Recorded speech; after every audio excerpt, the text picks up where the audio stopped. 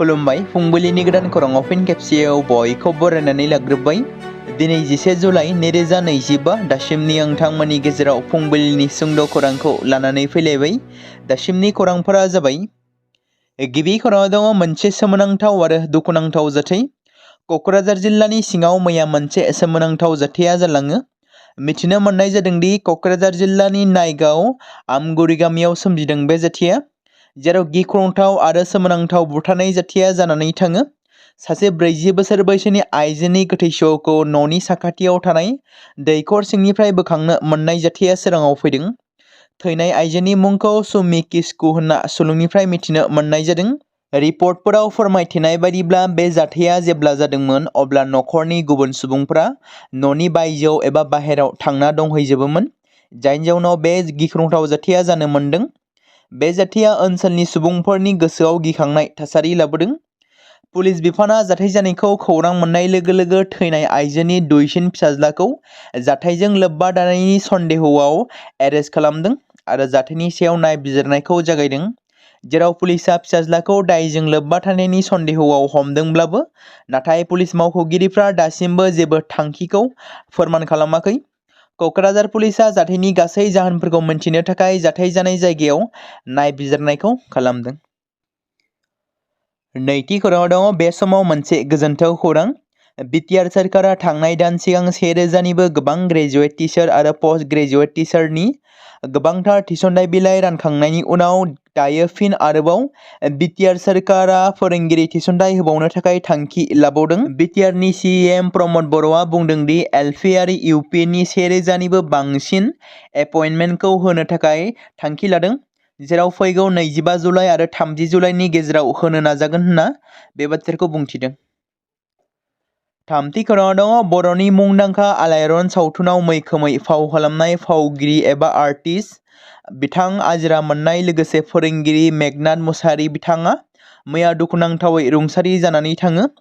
मख'नो गोनांदि बावैसो सान सिगाङावसो बिथांनि फिसाज्ला एनडिबिनि सोद्रोमा बिजिरसालिनिफ्राय पेर'लाव उदां जानानै फैदोंमोन, जेराव फिसाज्लाया जोबथेसालियाव थांफिननाय समावनो गोबाव समनिफ्राय बेरामाव गोग्लैसोनानै दंमोन मेघनाथ मुसाहारिया आरो मैया बे बुहुमखौ अरायनि थाखाय नागारलाङो बिथाङा।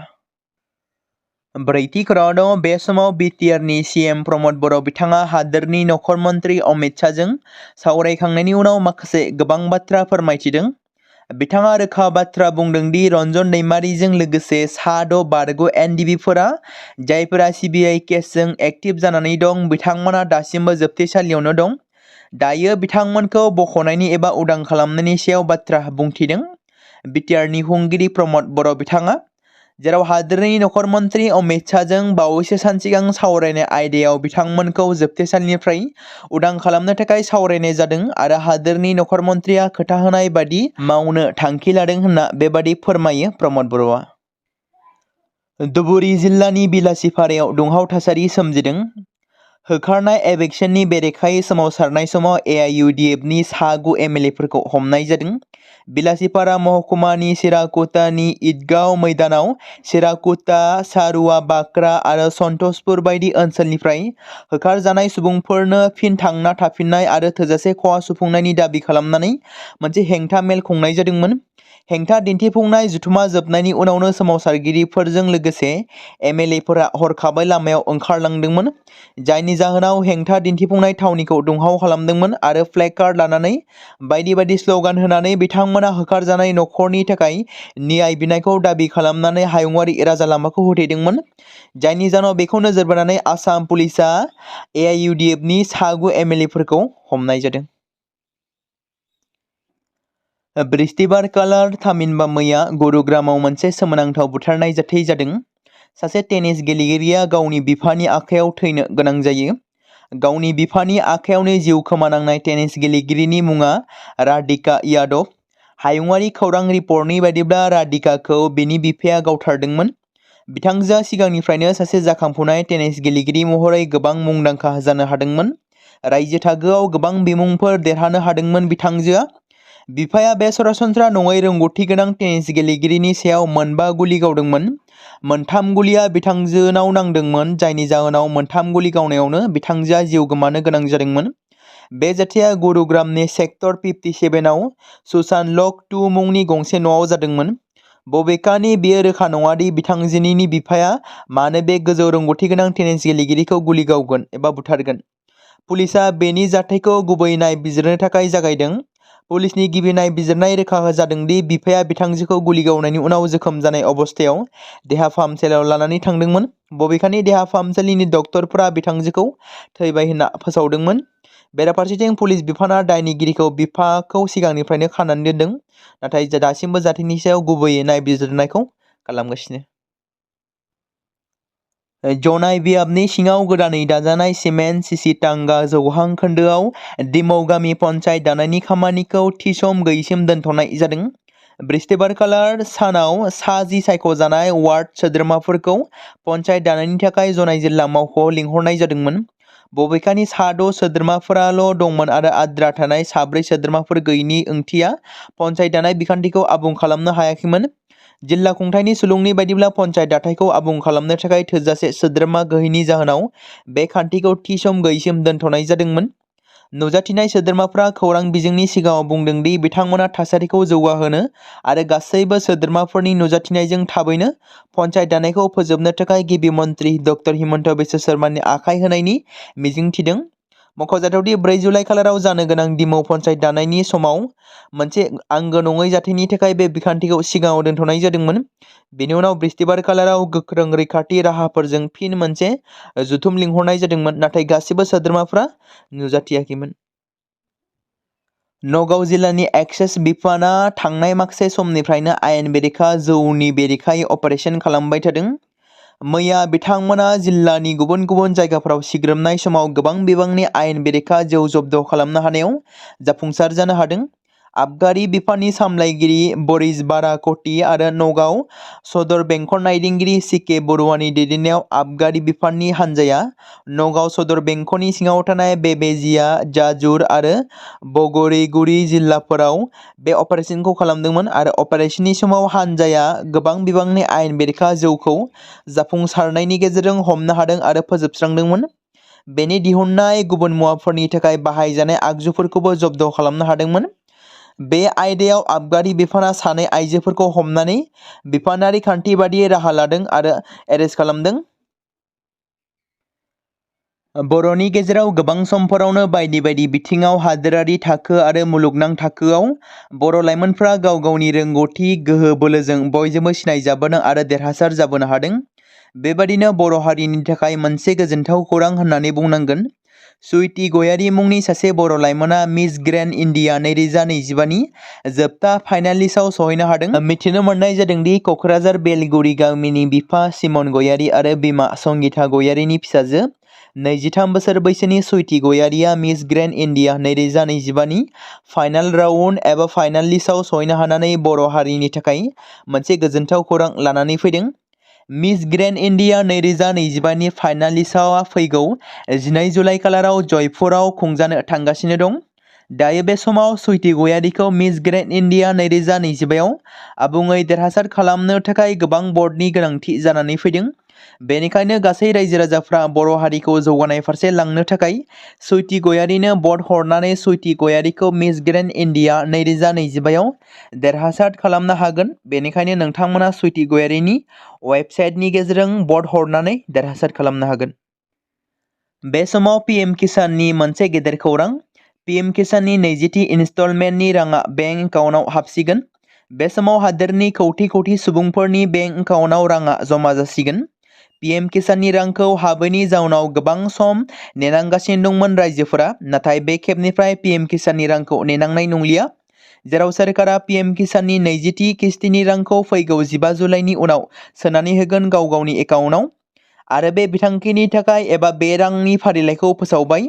जाय आबादारिफ्रा केवाइसि खालामबाय बिथांमोना बे रांखौ मोनगोन आरो जाय बिथांमोना पीएम किसाननि मुलाम्फा मोनगिरि बिथांमोना गावबा गावनि मुं फारिलाइया दंना गैया बेखौ pmkisan.gov.in वेबसाइटनि गेजेरजों एबा वेबसाइटआव थांनानै नोंथांमोना नायहैनो हागोन। बेनि थाखाय जायखिजाया गुगल ब्राउजाराव थांनानै वेबसाइटनि गेजेरजों नोंथांनि जिल्ला, ब्लक आरो गामिखौ होनानै रिपर्टनि अपसनाव थुनानै नायनांगोन। अब्लानो नोंथांमोना गाव गावनि मुङा फारिलाइयाव दंना गैया बेखौ नुनो मोनगोन। आरो जुदि फारिलाइयाव मुंखौ मोना अब्ला नोंथांमोना 155261 नङाब्ला 01124300606 हेल्पलाइन नम्बराव अजद हरनो हागोन। गोबां सुबुंफोरा फोथायोदि गुगल बायदि प्लेटफर्माव साख्रि मोननायनि ओंथिया जादों खाफालनि दरजाया गेवनाय। कौटि कौटि रांनि बोसोरारि बेथननि पेकेजफोरा गोबांखौनो साननो गोनां खालामोदि गुगोलाव खामानि मावनायनि ओंथिया जादों सासे लाखपति जानाय। नाथाय बियो नंगुबै नङा। बयबो मिथिगौदि नोगोरा जेसेबांखि गिदिर जाया मानो एसेबां बेसेना गोबां जायो। गुगोलनि सासे सफ्टवेयार इन्जिनियारा 1.6 कौटि रांनि बोसोरारि बेथन पेकेज दं। बबेखानि एसेबां बुरजा बिबां मोननायनि उनावबो मावख'गिरिफ्रा निउयर्क बायदि नोगोरफोराव थानानै सरासनस्रायै थानो गोनां जायो। बावैसो मैत्री मंगल मुंनि सासे लाइमोन आइजो जाय गुगोलाव सफ्टवेयार इन्जिनियारनि साख्रि मोनदोंमोन, बिथाङा बुंदोंमोन दि गोबां बेथन मोनसेयावबो निउयर्कआव सरासनस्रायै थानो गोनां जायो, जेराव दानफ्रोमबो 5 निफ्राय 6 लाख रां खरसा खालामनो गोनां जायो होनना बिथाङा बुंथिदों। भारतारि राङाव गोबां जायो, बेनिखायनो बिसोर बोसोराव कौटि कौटि रां आरजियोब्लाबो बिसोरनि दानारि खरसायानो गोबां लाख रां। बेनिखायनो गुगोल बायदि प्लेटफर्माव खामानि मावनायावबो बिसोरो बारा रां रैखा खालामनो हाया। उदालगुरियाव मैदेरनि गाग्लोबनायाव जोखोम जादों सासे हौवासा गथ'। जेराव उदालगुरियाव रफिकुल आली मुंनि सासे उन्दै हौवासा गथ'आ गोब्राबै जोखोम जानो गोनां जादों, जायनि जाउनाव रफिकुलखौ खैफोद थासारियाव फाहामसालियाव थिसननाय जादों।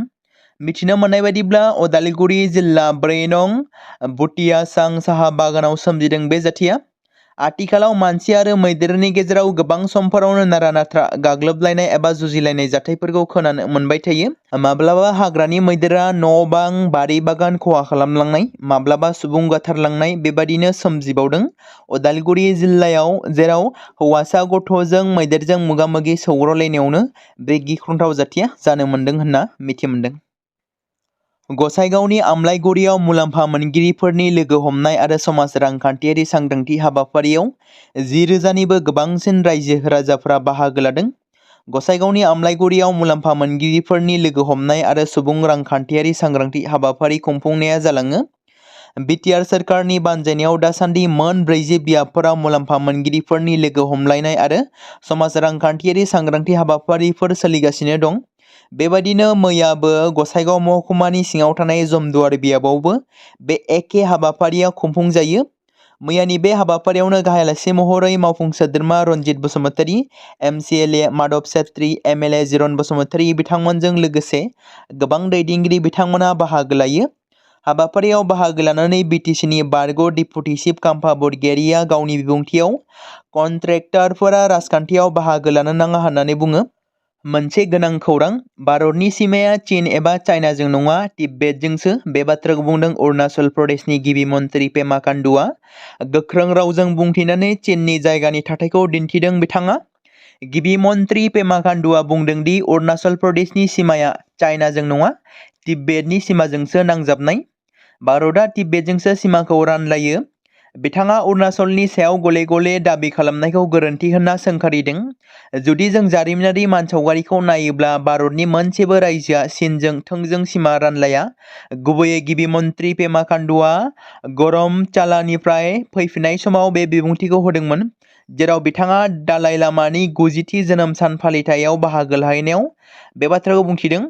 बिथाङा बुंबावदों, तिब्बेतआ आथिखालाव चीननि दखलनि सिङावब्लाबो जारिमिनारि महरै जों तिब्बेतजोंसो मोनसे सिमा रानलायदों होनना फोरमायदों।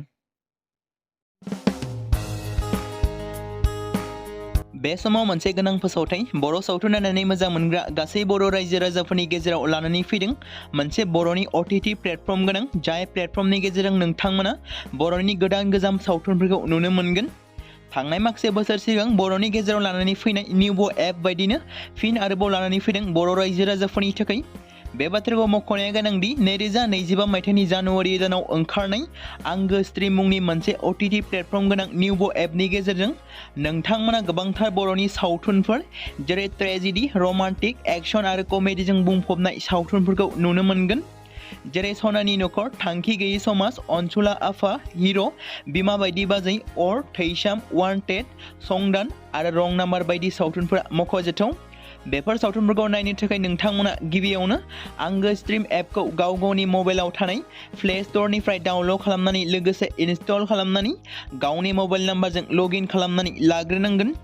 बेनि उनाव नोंथांमोना गोबांथार नुनो मोनै सावथुनफोरखौ गुगोल पे, फन पे आरो पेटिएमजों रं नाम्बार सावथुनखौ नायनो थाखाय 60 रां आरो संदान सावथुनखौ नायनो थाखाय 80 रां, वान्टेड सावथुनखौ नायनो थाखाय 60 रां, थैसाम सावथुनखौ नायनो थाखाय 60 रां बेबायदिनो गोबांथार नुनो मोनै सावथुनफोरखौ नायनो थाखाय सुबिदा खालामनानै होदों आंगो स्ट्रिम प्लेटफर्मा। फिन नोंथांमोननि गेजेराव फोरमायबावनो लादों बर' सावथुन नायनानै मोजां मोनग्रा गासै बर' रायजो राजाफोरनि गेजेराव लानानै फैदों मोनसे बर'नि OTT प्लेटफर्म गोनां, जाय प्लेटफर्मनि गेजेरजों नोंथांमोना बर'नि नुनो मोनै सावथुनफोर जेराव गोदान गोजाम सावथुनफोरखौ नुनो मोनगोन। बे बाथ्राखौ मख'नाया गोनांदि 2025 मायथाइनि जानुवारि दानाव दिहुनजानाय आंगो स्ट्रिम मुंनि मोनसे OTT प्लेटफर्म गोनां एपनि गेजेरजों नोंथांमोना गोबांथार बर'नि ट्रेजेडि, रमान्टिक, एक्सन आरो कमेडिजों बुंफबनाय सावथुनफोरखौ नुनो मोनगोन। जेरै रं नाम्बार, संदान, वान्टेड, थैसाम, अर, बिमा बायदि बाजै, हिर', अनसुला आफा, थांखि गैयै समाज, सनानि नखर बायदि बायदि सावथुनफ्रा मख'जाथाव।